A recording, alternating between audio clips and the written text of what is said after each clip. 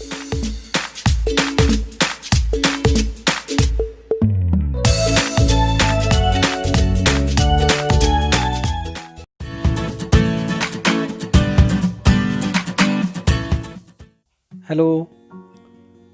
Good morning all of you students.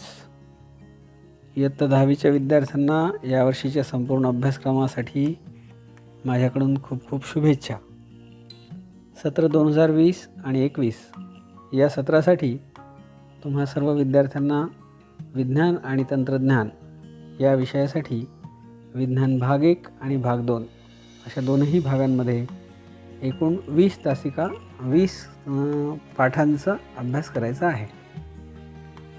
यामध्ये विज्ञान 1 आणि विज्ञान 2 या विषयासाठी प्रत्येकी आपल्याला 50-50 गुणाचं मूल्यमापन राहणार आहे.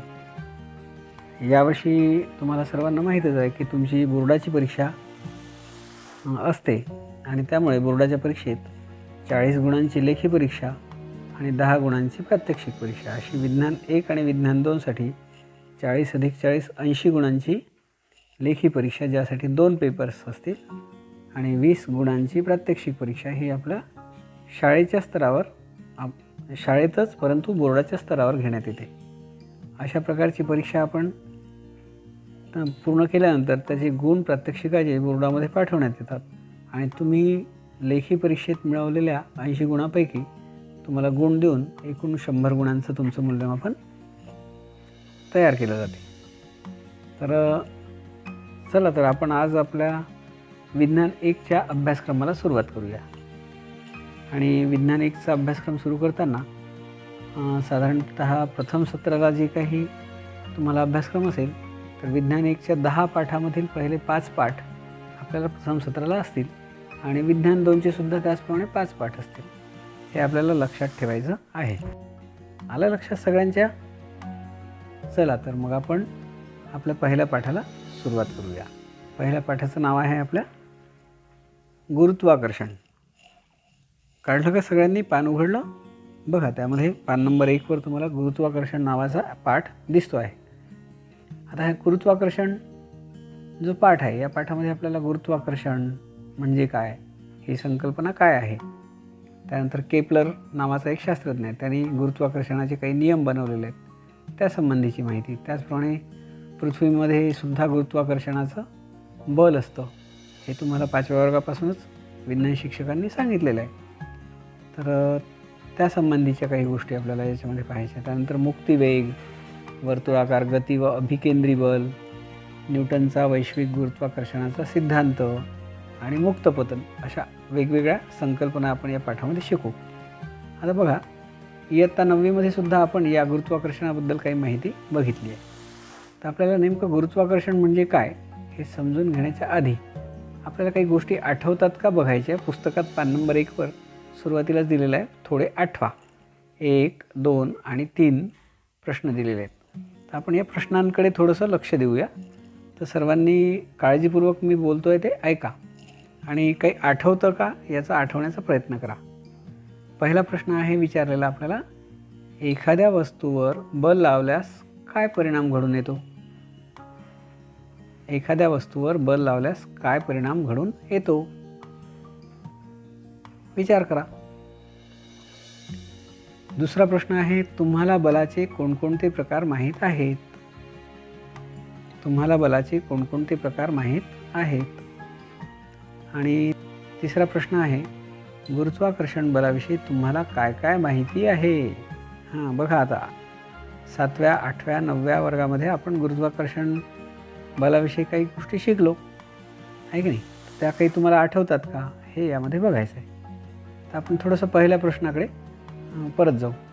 एखाद्या वस्तूवर बल लावलं तर काय परिणाम घडून येतो? समजा तुमच्यासमोर एखादी वस्तू आहे, पुस्तक आहे की नाही? त्या पुस्तकाला तुम्ही हाताच्या किंवा बोटाच्या सहाय्याने असं थोडंसं ढकलून पहा किंवा त्यावर दाब देऊन पहा. काय परिणाम दिसतो तुम्हाला? करून बघा. त्यानंतर एखादी बॉलसारखी, चेंडूसारखी एखादी नरम वस्तू घ्या आणि त्याला हातामध्ये पकडून बोटांच्या सहाय्याने त्याला दाबून बघा. बॉल नसेल तर तुम्ही कापूससुद्धा घेऊ शकता. कापूस घेतला हातामध्ये आणि त्याला असं हातामध्ये दाबलं तर काय दिसते तुम्हाला? कापसाचा आकार कमी झालेला दिसतो. बॉलचं सुद्धा तसंच घडून येतं. बॉलला जर दाबलं तर बॉलचा आकार काय होतो? कमी होतो. अशा प्रकारे एखाद्या वस्तूवर बल लावतो तेव्हा त्याच्यावर परिणाम दिसून येतात. आता बलाचे कोणकोणते प्रकार माहीत आहे तुम्हाला? पहा ना, आपण कुठे कुठे बल वापरतो हे जर तुम्ही लक्षात घेतलं तर तुम्हाला बलाचे प्रकार आठवायला लागतील. उदाहरणार्थ, आपण आपल्या हाताने वापरतो ते कोणतं बल असतं? स्नायुबल. त्यानंतर आपण सायकल चालवतो, आहे की नाही? सायकल चालवताना पॅडल मारतो त्यावेळी तिथे कोणतं बल वापरलं जातं? स्नायुबल. हातापायांचं बल म्हणजे स्नायुबल. त्यानंतर आपण जेव्हा एखादी मोटार धावताना पाहतो तेव्हा त्यामध्ये इंधन जळल्यानंतर त्यामधली जी इंजिन आहे ते इंजिन स्टार्ट होते आणि त्यामुळे त्या ठिकाणी वापरले जाणारे बल यांत्रिक बल असते. त्यानंतर तुमच्या घरातला विद्युत दिवा आहे किंवा टी व्ही आहे, हे कोणत्या बलावर चालतात? तर हे विद्युत बलावर चालतात. त्यानंतर एखादं प्रक्रिया घडून येते एखादी, समजा तर ती प्रक्रिया घडून येताना समजा उदाहरणार्थ एखादा अन्नपदार्थ बनवला आपण, तर तो अन्नपदार्थ बनवताना आपल्याला तो गॅसवर ठेवावा लागतो. त्या ठिकाणी आपण काय करतो? उष्णता नावाचं एक बल वापरतो, आहे की नाही? तर असे बलाचे प्रकार तुम्हाला माहीत आहे. तुम्ही असा विचार केला, मी जसा विचार करून तुम्हाला सांगितलं तसं तुम्ही पण स्वतः विचार करा, म्हणजे तुम्हाला सांगता येईल. त्यानंतर गुरुत्वाकर्षण बलाविषयी तुम्हाला काय माहिती आहे? तिसरा प्रश्न. तर गुरुत्वाकर्षण बलाविषयी तुम्हाला काय माहिती आहे? विचार करा. तर तुम्हाला आठवत असेल की 6वी, 7वी, 8वीमध्ये तुम्हाला सरांनी सांगितलं असेल तुमच्या त्यावेळेच्या की पृथ्वीमध्ये गुरुत्वाकर्षण बल असतं. त्यामुळे पृथ्वी प्रत्येक वस्तूला स्वतःकडे खेचते आणि त्यामुळेच आपण पृथ्वीशी नेहमी पृष्ठभागाशी चिकटून राहतो. आपण खूप उंच उडी मारण्याचा प्रयत्न केला तर त्याला मर्यादा येतात आणि उडी मारल्यानंतरही आपण पुन्हा जमिनीकडेच ओढले जातो. हाच प्रयोग तुम्हाला चेंडूच्या माध्यमातून करून पाहता येतो. तुम्ही बरेचदा चेंडू उंच फेकता, उंच जातो तो आणि उंच गेल्यानंतर एका विशिष्ट मर्यादेनंतर तो पुन्हा आपल्या पृथ्वीकडे खाली यायला लागतो. तर या पृथ्वीकडे त्या चेंडूला खाली ओढणारं बल जे असते ते असते गुरुत्वबल. तर अशा प्रकारच्या काही गोष्टी आपल्याला गुरुत्वबलाबद्दल माहीत आहेत. तर हे गुरुत्वाकर्षणाचं जे बल असतं हे वैश्विक बल आहे आणि हे फक्त पृथ्वीवरील 2 वस्तूमध्येच नसते, तर अवकाशामध्ये सुद्धा ज्या काही खगोलीय वस्तू आहेत, जसं ग्रह आहे, तारे आहे, सूर्यमाला आहे सगळी, यामध्ये सुद्धा हे बल असतेच. सगळे ग्रह एकमेकांकडे खेचतात. या बलाचा शोध कसा लागला ते आपण या ठिकाणी पाहणार आहे. तर आयझॅक न्यूटन नावाचा शास्त्रज्ञाचं नाव तुम्ही ऐकलं आहे, याही पूर्वीच्या इयत्तेमध्ये तुम्हाला सांगितलं गेलेलं आहे. आयझॅक न्यूटन नावाचा एक शास्त्रज्ञ होता. मग तो एका झाडाखाली बसला होता. ते झाड सफरचंदाचं होतं. थोड्या वेळानंतर त्या झाडावरचं एक सफरचंद त्याच्या डोक्यावर पडलं आणि मग डोक्यावर पडल्यानंतर आपण जर असतो तर काय केलं असतं? पटकन सफरचंद खाऊन टाकलं असतं आणि दुसरं एक पाडलं असतं. पण न्यूटननी तसं केलं का? नाही. तो विचार करत बसला किंवा हे फळ खालीच का पडलं? झाडावरून सुटल्यानंतर हे वर का नाही गेलं? हाच विचार तो करत राहिला. किंवा ते सरळच असं क्षितिज समांतर रेषेत का नाही गेलं? सरळ जसं एखादी मोटार धावते जमिनीवरून तसं ते त्या झाडावरून सुटल्यानंतर बरोबर सारखं समांतर जमिनीला पुढे पुढे का नाही गेलं? असं बराच विचार त्याने केला. तेव्हा त्याच्या लक्षात आलं, तुमच्या पुस्तकात बघा एक आकृती दिलेली आहे पान नंबर 1वर. एक झाड दाखवलेलं आहे, त्याच्याखाली एक न्यूटन बसलेला आहे, एक सफरचंद खाली पडत आहे, काही सफरचंद वर लागलेलं आहे, त्याच्यावर चंद्र पण दाखवला आहे की नाही? तर अशा प्रकारची एक काहीतरी काल्पनिक आकृती या ठिकाणी चित्र काढून दाखवलेली आहे. तर हे कशासाठी आहे की आपल्या लक्षात यावं किंवा तो त्याची बसण्याची पोझिशन कशी होती. तर ह्या सगळ्या गोष्टी आपल्याला विचार करायला लागलं तर लक्षात येईल की न्यूटनला खूप प्रश्न पडले आणि न्यूटनने त्या प्रश्नांची उत्तरं शोधण्याचा प्रयत्न केला. तेव्हा कुठे त्याला खूप विचार केल्यानंतर अनेक दिवसानंतर या गुरुत्वाकर्षणाचा शोध लावता आला. त्यावरून त्यांनी काही विचार केला की हे बल जर वेगवेगळ्या उंचीवर असलेल्या सफरचंदावर प्रयुक्त होत असेल सारख्याच प्रमाणात, तर सफरचंदावरून सुद्धा बऱ्याच अधिक उंचीवर पृथ्वीपासून खूप दूरवर असलेल्या वस्तूवर सुद्धा हे प्रयुक्त होत असेल का? मग त्याला वरची वस्तू म्हटलं तर एक चंद्र ही कल्पना सुचली, किंवा चंद्र हा पृथ्वीपासून अनेक योजने अंतरावर आहे, खूप किलोमीटर दूर आहे. मग पृथ्वीच्या गुरुत्वाकर्षणाचा परिणाम चंद्रावर सुद्धा होतो का? हा सुद्धा प्रश्न त्याच्या मनात निर्माण झाला. मग चंद्रावर जर पृथ्वीचा गुरुत्वाकर्षणाचा परिणाम होत असेल तर मग चंद्रावर होणारा परिणाम आणि सफरचंद्रावर होणारा परिणाम हा सारखा असेल का? हाही प्रश्न त्याला पडला. आणि त्यावरून त्याला अजून काही गोष्टींचा बोध झाला. त्यामध्ये सगळ्यात पहिली गोष्ट होती बल आणि गती.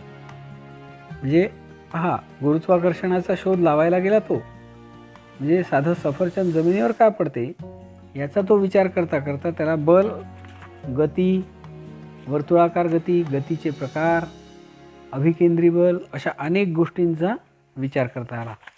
तर आता पुढील भागामध्ये आपल्याला बल आणि गती यांचा जो संबंध आहे तो यामध्ये पाहायचा आहे. त्यापूर्वी तुम्हाला एक काम सांगितलं गेलं आहे. तुम्हाला बघा, हे जर करता आलं तर फारच उत्तम.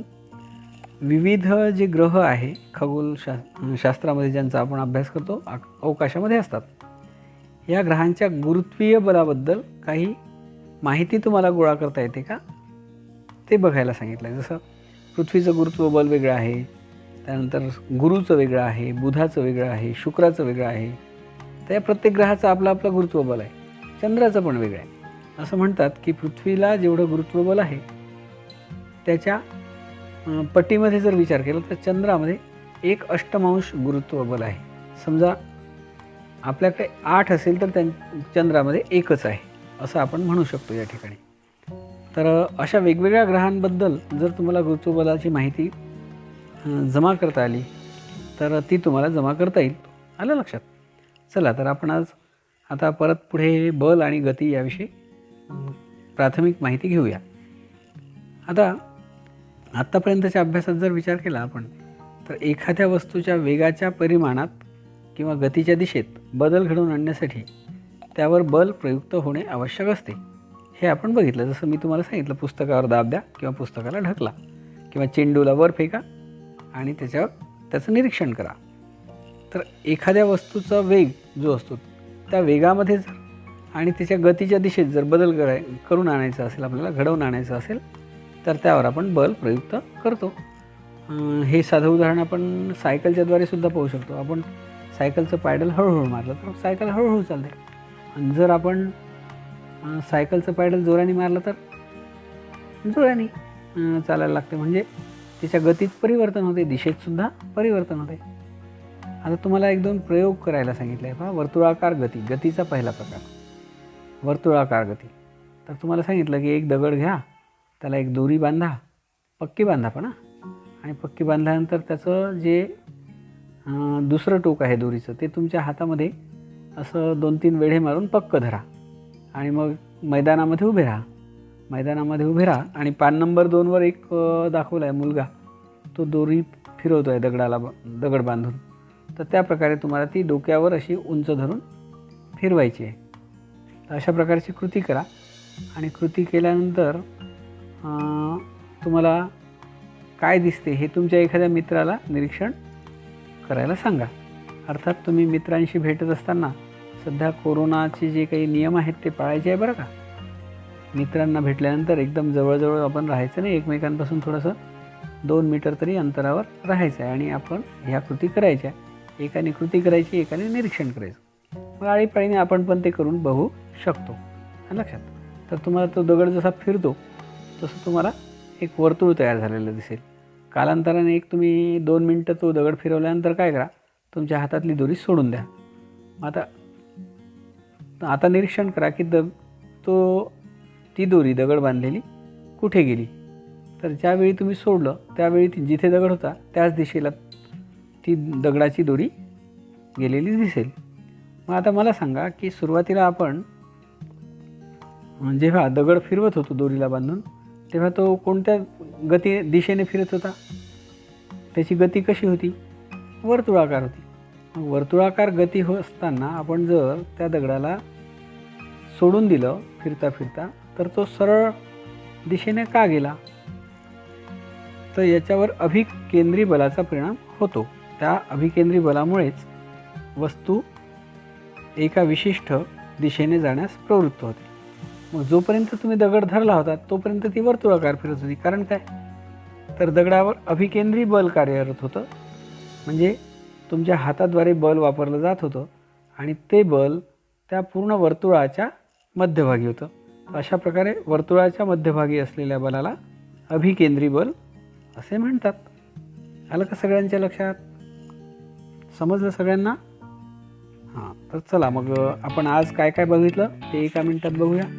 आपण आज वस्तूवर बल लावल्यास काय परिणाम होतो, बलाचे कोणकोणते प्रकार माहीत आहेत आणि गुरुत्वाकर्षण बलाविषयी माहिती घेतली. त्यात आपण न्यूटनची सुद्धा माहिती घेतली आहे की नाही. त्यानंतर आपण वर्तुळाकार गती आणि अभिकेंद्री बल याविषयी माहिती घेतली.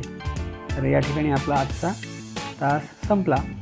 उद्याच्या तासामध्ये आपण केपलरचे नियम बघणार आहोत. सर्वांनी मी आज जेवढा भाग घेतला आहे या 2 पानाचं, पान नंबर 1 आणि पान नंबर 2 विज्ञान भाग 1 मधील याचं 2 वेळ वाचन करायचं आहे. आणि या संबंधी काही जर अडचण असेल तर तुम्ही मला वर विचारू शकता. मग मी परत याचा उल्लेख उद्याच्या तासामध्ये पुन्हा करून देईल. आलं सगळ्यांच्या लक्षात? चला तर अभ्यास करा. Goodbye. धन्यवाद.